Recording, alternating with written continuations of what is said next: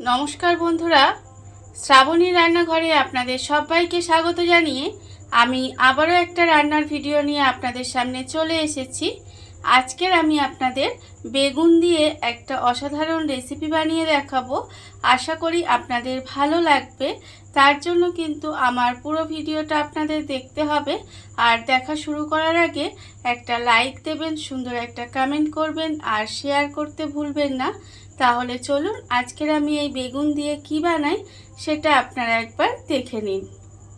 বেগুনের এই রেসিপিটা বানানোর জন্য প্রথমে আমি এখানে দেখুন কিছুটা মশলা নিয়ে নিয়েছি। মশলার মধ্যে নিয়েছি দেখুন হাফ চামচ হলুদ গুঁড়ো, হাফ চামচ লঙ্কার গুঁড়ো, হাফ চামচ ধনের গুঁড়ো আর হাফ চামচ আছে কাশ্মীরি লঙ্কার গুঁড়ো। এবারে আমি একটা বাটি করে জল রেখে দিয়েছি। সেই জলের মধ্যে কিন্তু প্রথমে গুঁড়ো মশলাগুলো দিয়ে দেব। জলের মধ্যে গুঁড়ো মশলাগুলো দিয়ে গুঁড়ো মশলাটা আমি একটু ভিজিয়ে রেখে দেব জলের মধ্যে। জলের মধ্যে গুঁড়ো মশলাটা দিয়ে একটু ভিজিয়ে রেখে দিয়েছি। দেখুন এর ফলে এটা দেখবেন পুরো বাটা মশলার মতো কাজ করবে। দেখুন এটা ভিজিয়ে আলাদা করে রেখে দিলাম। আবারও কিন্তু আমি আরেকটা মশলা রেডি করে নেব। তার জন্য নিয়েছি মিক্সিং জার।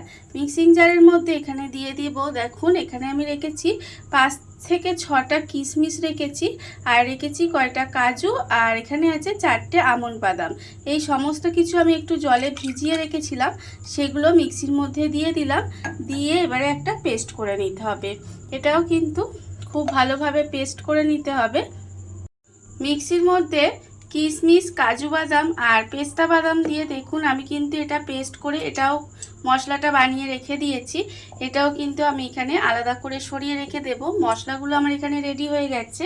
এইবারে আমি রান্না শুরু করব। তার জন্য দেখুন আমি অন্যদিকে গ্যাসটা অন করে কড়া বসিয়ে দিয়েছি, আর কড়ার মধ্যে দিয়েছি বেশ কিছুটা সর্ষের তেল। আমি কিন্তু রান্নাটা এখানে সর্ষের তেলেই করব। তার জন্য আমি কড়াই সর্ষের তেলই দিয়েছি। আপনারা কিন্তু যে কোনো রান্নার তেলে রান্নাটা করতে পারেন। দেখুন তেলটা আমার এখানে যতক্ষণ গরম হচ্ছে আমি এখানে একটা মাঝারি সাইজের বেগুন নিয়ে নিয়েছি, আর বেগুনটা কিন্তু এইভাবে ছোট ছোট করে ডুমো করে কেটে রেখেছি। এবারে আমি বেগুনের মধ্যে দিয়ে দেব অল্প সামান্য একটু নুন, আর দেব আমি এখানে অল্প একটু হলুদের গুঁড়ো। নুন আর হলুদটা আমি এখানে বেগুনের মধ্যে খুব ভালোভাবে মাখিয়ে নেব। প্রথমে নুন হলুদটা কিন্তু খুব ভালোভাবে মাখিয়ে নিতে হবে বেগুনের মধ্যে। বেগুনের মধ্যে খুব ভালোভাবে নুন হলুদটা মাখিয়ে নিয়েছি। আর অন্যদিকে দেখুন যে তেলটা আমি এখানে গরম বসিয়েছিলাম সেই তেলটাও কিন্তু এখানে বেশ ভালোভাবে গরম হয়ে গেছে। এইবারে আমি এই নুন হলুদ মাখানো বেগুনগুলো কিন্তু তেলের মধ্যে দিয়ে দেব। দিয়ে খুব ভালোভাবে বেগুনগুলো প্রথমে ভেজে নিতে হবে। বেগুনগুলো তেলের মধ্যে দিয়ে কিন্তু লাল লাল করে বেগুনগুলো আমি এখানে ভেজে নেব। বেগুনগুলো দেখুন আমি কিন্তু উল্টে পাল্টে লাল লাল করে ভেজে নিয়েছি। আর বেগুনটা কিন্তু এইভাবে লাল লাল করে ভেজে নিতে হবে। আর রান্নার শুরুতে আমি প্রতিদিনের মতো একটা কথাই বলবো যে প্লিজ আমার ভিডিওটা আপনারা টেনে টেনে দেখবেন না, পুরো ভিডিওটা দেখুন। আশা করি আপনাদের ভালোই লাগবে। দেখুন বেগুনটা এখানে ভাজা হয়ে গেছে। এইবারে কিন্তু বেগুনগুলোকে আমি আলাদা করে তুলে রেখে দেব। প্রথমে আমাকে বেগুনগুলো আলাদা করে তুলে রেখে দিতে হবে। ভাজা বেগুনগুলো দেখুন আমি কিন্তু এখানে তুলে রেখে দিয়েছি। এবারে আমি রান্নাটা ওই ভাজা বেগুনগুলো যে ভেজেছি সেই তেলের মধ্যেই করব। আমি প্রথমে দিয়ে দেব, দেখুন প্রথমেই আমি রেখেছিলাম যে হলুদ গুঁড়ো, লঙ্কা গুঁড়ো, কাশ্মীরি লঙ্কার গুঁড়ো আর ধনে গুঁড়ো। এটা আমি জলের মধ্যে ভিজিয়ে রেখে দিয়েছিলাম। সেই মশলাটা প্রথমে আমি এখানে দিয়ে দিলাম। দিয়ে তেলের মধ্যে খুব ভালোভাবে একটু প্রথমে কষিয়ে নিতে হবে। এই মশলাটা কিন্তু তেলের মধ্যে দিয়ে প্রথমে একটু খুব ভালোভাবে কষিয়ে নেব। মশলাটা আমি তেলের মধ্যে দিয়ে দেখুন খুব ভালোভাবে কষিয়ে নিয়েছি। এটা কিন্তু প্রথমে একটু সময় এইভাবে একটু তেলের মধ্যে কষিয়ে নিতে হবে। এইবারে আমি এর মধ্যে দিয়ে দেব, দেখুন যে এখানে কাজু বাদাম আর আমন্ড বাদাম আর কিশমিশ এখানে একসঙ্গে পেস্ট করে রেখেছিলাম, সেটাও কিন্তু আমি এখানে দিয়ে দিলাম।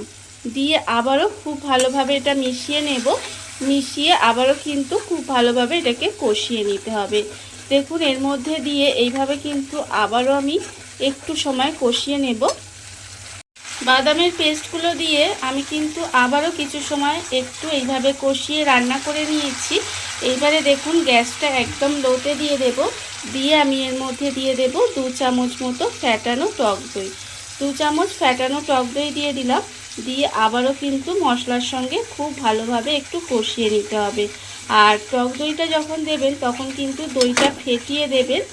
আর গ্যাসটা কিন্তু লো করে দিয়ে এইভাবে মশলার সঙ্গে খুব ভালোভাবে দইটাকে মিশিয়ে নিতে হবে। তাহলে দেখবেন খুব ভালোভাবে মিশে যাবে। আর দইটা দিয়ে এইভাবে কিছুক্ষণ সময় আবারও কিন্তু রান্না করে নিতে হবে। দইটা দিয়েও কিন্তু আবারও কিছু সময় এইভাবে একটু রান্না করে নিয়েছিলাম। এবারে আমি এর মধ্যে দিয়ে দেব দেখুন আন্দাজ মতো নুন, আর দেব এখানে 1/2 চামচ মতো চিনি। এখানে নুন চিনিটা দিলে চিনিটা দিলে দেখবেন স্বাদের একটা ব্যালেন্স হবে আর খেতেও কিন্তু ভালো হবে। দেখুন নুন চিনিটা দিয়েও কিন্তু আবারও খুব ভালোভাবে একটু মিশিয়ে রান্না করে নিলাম। এবারে আর কিছুই না, এর মধ্যে দিয়ে দেব যে মশলা ধোয়া জলটা আমি এর মধ্যে দিয়ে দেব।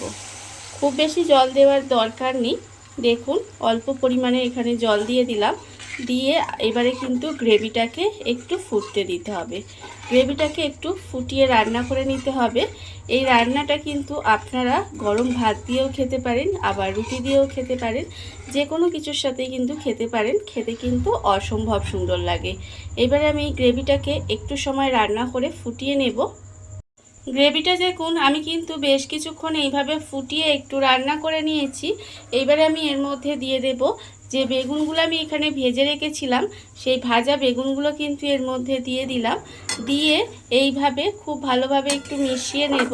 মিশিয়ে নিয়ে কিছুক্ষণ কিন্তু রান্না করে নেব, যাতে সমস্ত মশলাগুলো বেগুনের মধ্যে ঢুকে যায়। সেই জন্য এইভাবে একটু সময় রান্না করে নিতে হবে। বেগুনটা দিয়ে দেখুন আমি কিন্তু এইভাবে কিছুক্ষণ রান্না করে নিয়েছি। রান্না কিন্তু আমার এখানে প্রায় হয়ে এসেছে। যখন দেখবেন রান্না কিন্তু প্রায় হয়ে এসেছে, এরকম একটু মাখো মাখো হয়ে এসেছে, তখন কিন্তু এটা নামানোর আগে এর মধ্যে দিয়ে দেব আমি অল্প সামান্য একটু গরম মশলার গুঁড়ো। দেখুন এখানে দিয়ে দিলাম। আর আমি দেব এখানে অল্প একটু কাসুরি মেথি হাতে গুঁড়ো করে রেখেছি, সেই কাসুরি মেথিটাও কিন্তু এখানে দিয়ে দিলাম। দিয়ে খুব ভালোভাবে একটু মিশিয়ে নিতে হবে। মিশিয়ে নিয়ে গ্যাসটা অফ করে ঢাকা দিয়ে কিছুক্ষণ এইভাবে রেখে দিলেই কিন্তু রান্না আমার একেবারে রেডি। আর এটা কিন্তু আপনারা আগেই বলেছি ভাতের সঙ্গেও খেতে পারেন, আবার রুটির সঙ্গেও খেতে পারেন। খেতে কিন্তু ভীষণ ভালো লাগে। এইভাবে আপনারা একদিন হলেও বাড়িতে বানিয়ে দেখবেন, আশা করি আপনাদের ভালোই লাগবে। আর রান্না করে কিন্তু আমাকে কমেন্ট করে জানাতে ভুলবেন না যে কেমন লাগলো। দেখুন রান্না কিন্তু আমার এখানে রেডি হয়ে গেছে। এবার গ্যাসটা অফ করে দেব আর পরিবেশন করে আপনাদের দেখাবো যে কেমন হলো। দেখুন বন্ধুরা, বাড়িতে থাকা কত অল্প উপকরণ দিয়ে কত অল্প সময় কত সুন্দর একটা বেগুনের রেসিপি তৈরি হয়ে গেছে, আপনারা দেখতেই পেলেন। আর এটা কিন্তু খেতে অসম্ভব সুন্দর হয়। এইভাবে আপনারাও একদিন হলেও বাড়িতে বানিয়ে দেখতে পারেন। আর এই ভিডিওটা যদি আপনাদের ভালো লেগে থাকে, আপনারা যদি ফেসবুক থেকে দেখে থাকেন পেজটি ফলো করে দেওয়ার অনুরোধ রইল। আর যদি ইউটিউব থেকে দেখে থাকেন চ্যানেলটি সাবস্ক্রাইব করে নেওয়ার অনুরোধ রইল। তাহলে চলুন ভিডিওটা আমি এখানেই শেষ করছি। আপনারা সবাই ভালো থাকবেন, সুস্থ থাকবেন। আবারও হাজির হব নতুন কোনো রান্না নিয়ে।